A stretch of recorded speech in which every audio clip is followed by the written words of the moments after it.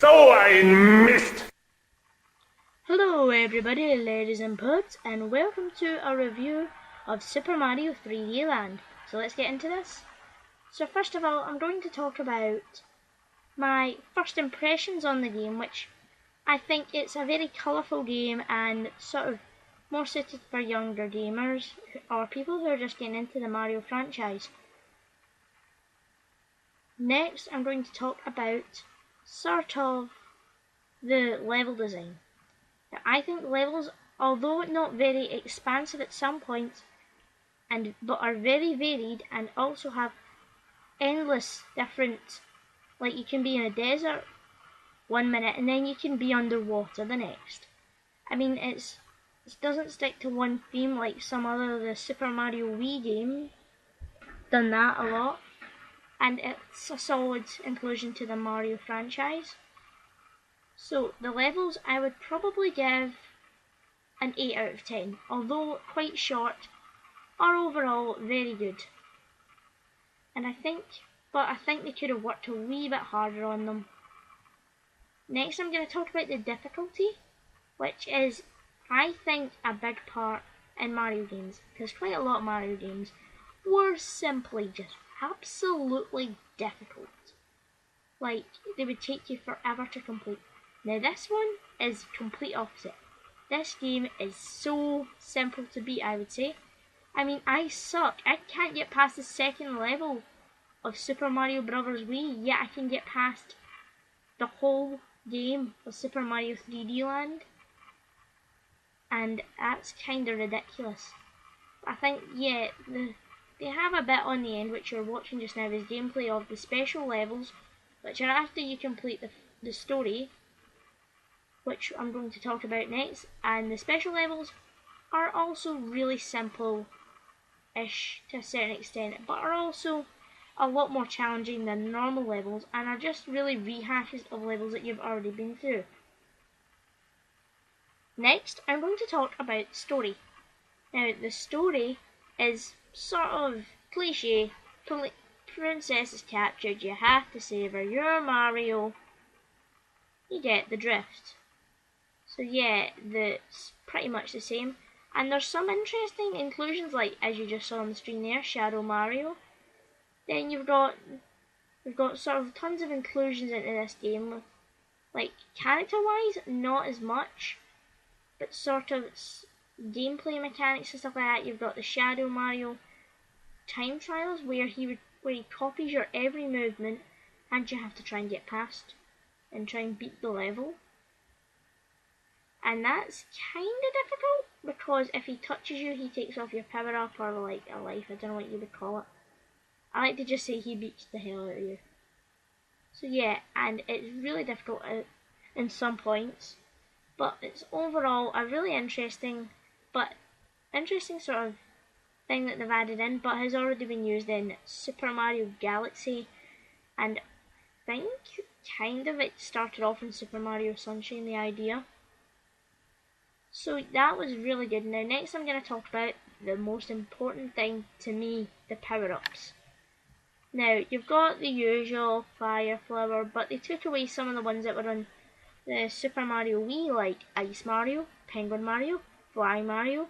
You can kind of understand Fly Mario, because that'd be kind of easy. Just flying through the levels.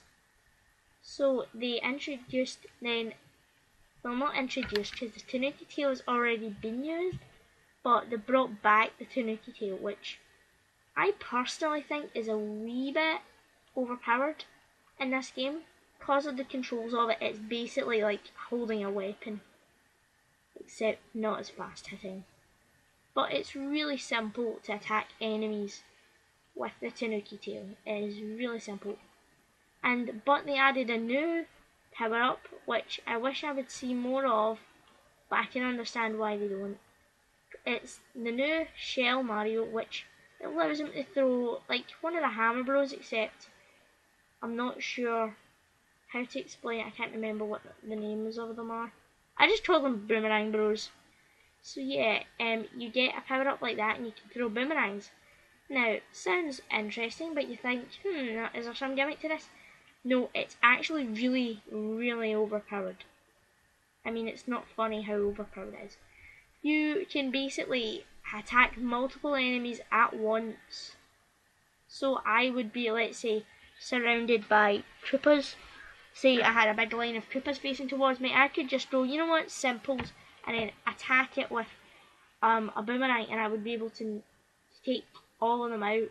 It's seriously overpowered. Now, let's say I'm going to talk about how it compares to other Mario games in the franchise. Now, I would rate this game sort of where I would rate it's like New Super Mario Bros. Wii.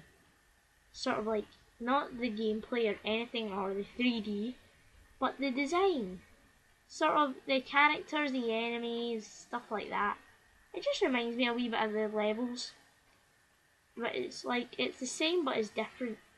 It also reminds me a wee bit of the other new one for the 3DS, which was New Super Mario Bros. 2, I think. Yeah, it's New Super Mario Bros. 2, which was an interesting game. Though I haven't played it, it looks interesting. And now that's a decent game by the looks of it, but it looks very like any other Mario game. But yeah, it looks like another solid title. So I would give this game, it's sort of in between. It's sort of like an odd one out in the franchise. I mean, it's sort of like what the Super Mario Galaxy was, which was the odd one out. It is, and it isn't like Super Mario Galaxy as well. Sorry about that. That was me just dropping something. I am such a failure. So sorry about that. Right, so next I'm gonna talk about something really important to me as well, the 3D, the new things that they've added between it being a 3D Mario game and the 3D graphics. First of all, I'll talk about how it uses the 3D on the 3DS. It uses it quite well. Now, when I first tried it, I played it a long time with the 3D, and then I realised, oh no, I forgot the 3D eats up the charge. I don't want to spend a long time without playing on my 3DS and having to charge it. Partly the reason why I was wondering why it had no charge. But yeah, if you play it with 3D for a long while, the graphics look horrible when I first turned off the 3D. It looked icky, like really pixelated. But then once you get used to playing it in 2D, it's sort of alright. So, tip, play it in 2D when you first get it, I would say, then start playing 3D. So I would say that is more or less. And oh yeah, the 3D design. Now the 3D sort of how it's a 3D Mario game. Now I think it's, how to explain it, although it's different from all the other Mario games, still got that Mario feeling on it, and I really like that. Now I'm going to give this game my overall rating of 8 out of 10, though it being a very solid entry to the Mario franchise, still has its little niggles and stuff like that, and is not the best in the series, but I really liked it. I personally enjoyed it, and I hope if you disagree with me, put it in the comments below. And if you did agree with me, like, subscribe, and everything else. So see ya pugs later. Bye!